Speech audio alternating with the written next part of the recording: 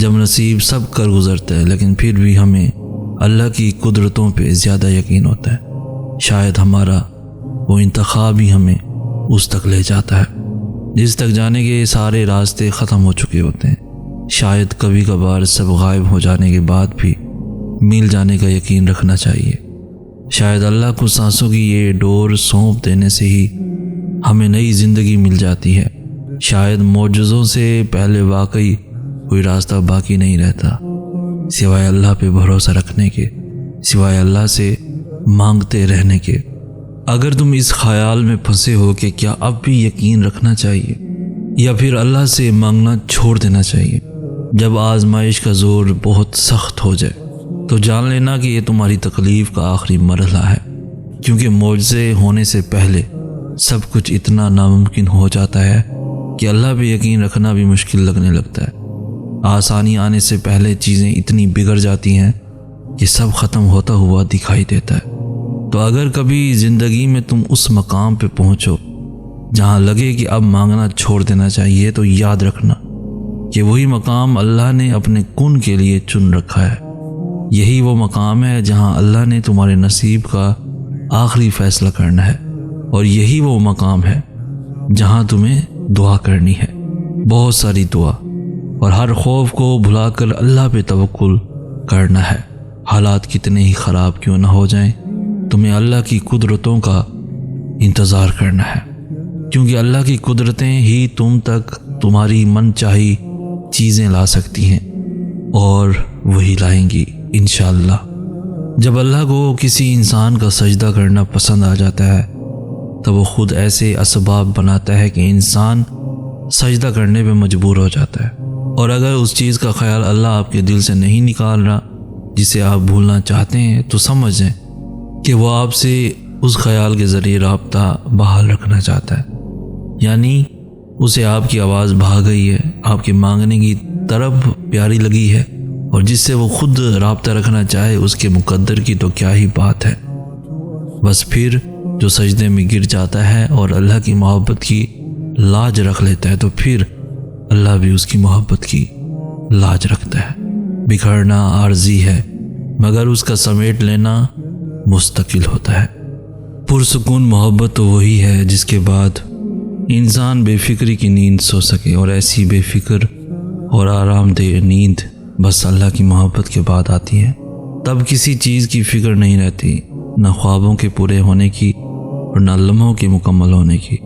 پھر نہ دنیا سے ڈر لگتا ہے اور نہ رات کے اندھیرے اور ان اندھیروں کی خاموشیاں تنگ کرتی ہیں۔ درد میں بھی آرام ملنے لگتا ہے، اللہ پہ بے حد پیار آنے لگتا ہے۔ جو پاس نہیں ہوتا اس پہ صبر آ جاتا ہے، اور جو پاس ہوتا ہے اس پہ شکر آ جاتا ہے۔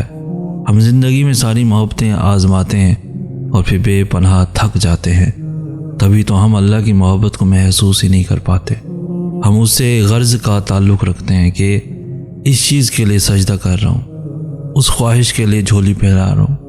ہم کبھی یہ کیوں نہیں کہتے کہ یا اللہ آپ کے لیے سجدہ کر رہا ہوں، یا اللہ آپ کو پانے کے لیے یہ جھولی پھیلا رہا ہوں۔ جس دن تم یہ کہنا سیکھ جاؤ گے، اس دن دنیا کی وہ تمام محبتیں جو تم سے دور بھاگتی ہیں یا جو تم سے چھین لی گئی ہیں، وہ واپس لوٹا دی جائیں گی، اور جانتے ہو اس دن تمہیں ان محبتوں کی بھی طلب نہیں رہے گی۔ اللہ کی محبت انسان کو اتنا مکمل کر دیتی ہے کہ پھر کسی اور کی گنجائش نہیں رہتی، اور پھر انسان صبر اور عشق کی اس انتہا کو پہنچ جاتا ہے جہاں اللہ کی رضا کے سامنے سب قربان کر دیا جاتا ہے۔ بعض دفعہ ایسا بھی ہو جاتا ہے انسان کسی چیز کی شدید خواہش رکھے ہوتا ہے، سالوں سے اسے مانگ رہا ہوتا ہے، سجدوں میں، قبولیت کے اوقات میں، تہجد میں، آنسوؤں میں، غرض ہر موقع پر وہ اپنے رب سے مانگتا ہے۔ شاید وہ رب سے جڑنا ہی اسی خواہش کی تکمیل کی خاطر ہے، مگر پھر ایسا ہوتا ہے اللہ اس کی آنکھوں کے سامنے اس کی اس خواہش کو کسی اور کے حق میں پورا کر دیتا ہے۔ بعض دفعہ ایسا بھی ہو جاتا ہے انسان کسی چیز کی شدید خواہش رکھے ہوتا ہے، سالوں سے اسے مانگ رہا ہوتا ہے، سجدوں میں، قبولیت کے اوقات میں، ایمن تہجد میں، آنسوؤں میں، غرض ہر موقع پر وہ اپنے رب سے مانگتا ہے۔ شاید وہ رب سے جڑتا ہی اسی خواہش کی تکمیل کی خاطر ہے، مگر پھر ایسا ہوتا ہے اللہ اس کی آنکھوں کے سامنے اس کی اس خواہش کو کسی اور کے حق میں پورا کر دیتا ہے۔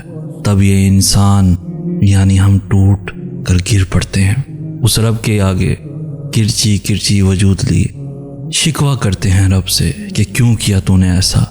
ہم ناراض ہوتے ہیں، ناراض ہو جاتے ہیں اپنے خالق سے کہ میں نے تو اتنا مانگا تھا تجھ سے، تو نے کسی اور کو دے دیا۔ مگر پھر کہیں اندر سے، بہت اندر سے، اس کی سسکتی روح سے اسے آواز آتی ہے، جس کے پیچھے تو بھاگ رہا تھا وہ تو تھا ہی سیراب۔ کیا تو اتنا خود غرض تھا کہ اپنے پیدا کرنے والے کے پاس صرف اسی خواہش کی تکمیل کی تمنا لیے جاتا تھا؟ تیرے سجدے جس کے لیے ہونے چاہیے تھے اس میں بھی اپنی خواہش کو بت بنائے پوج رہا تھا۔ پھر ایسا ہی تو ہونا تھا، مگر اچھا ہوا تجھے سمجھ آئی کہ حقیقت کیا ہے، کس سے جڑنا ہے، کس کی خواہش رکھنی ہے، سجدے کس کے لیے خاص کرنے ہیں، آنسو کس کے لیے بہانے ہیں۔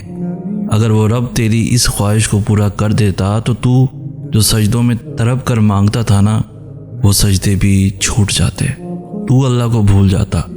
مگر تیرا رب ایسا نہیں چاہتا تھا کہ تو اسے بھولے، اس لیے اس نے تیرا دل توڑا تاکہ تو مزید اس رب سے جڑ جائے اور وہ اس دل کو اپنی محبت کی طرف سے بھر دے۔ ہاں بعض اوقات ایسا بھی ہوتا ہے، کچھ خواہشات کا پورا نہ ہونا ہی ہمارے حق میں بہتر ہوتا ہے۔ وقتی طور پر دل کا ٹوٹنا ہی تو اس رب سے جوڑتا ہے۔ ہاں اور بات، وہ شخص تمہارے لیے کیسے بہتر ہو سکتا ہے جس نے تمہیں تکلیف میں مبتلا کیا ہے؟ اللہ تمہیں وہ چیز کیسے دے سکتا ہے جس کی وجہ سے تم زندگی کا ہر لمحہ تڑپتے ہوئے گزارتے ہو؟ اس چیز کو حاصل کر کے کیا کرو گے جو تمہیں اللہ سے دور کرتی ہے؟ اور اس چیز میں سکون کیوں تلاش کرتے ہو جو اللہ کو ناراض کرتی ہے؟ تمہیں خود کو یہ سمجھانا ہوگا کہ زندگی ملنے اور بچھڑ جانے کا نام ہے۔ یہاں تمہیں بہت سے نئے لوگ ملیں گے اور بہت سے پرانے لوگ بچھڑ جائیں گے۔ کچھ بہت تکلیف دہ طریقے سے بچھڑیں گے جب تمہیں نہ چاہتے ہوئے بھی سسکتے ہوئے ہاتھ چھوڑانا پڑے گا، اور کچھ کو تم خود وقت اور ضروریات کے تحت چھوڑ دو گے۔ زندگی ایسے ہی چلتی ہے، نہ کسی کے جانے سے رکتی ہے اور نہ کسی کے آنے سے۔ تمہیں بس اللہ کے فیصلوں پر یقین رکھنا ہوگا، اس کے فیصلوں کا احترام کرنا ہوگا، حقیقت کو تسلیم کر کے آگے بڑھنا ہوگا، کیونکہ زندہ رہنے کے لیے آگے بڑھنا بہت ضروری ہے۔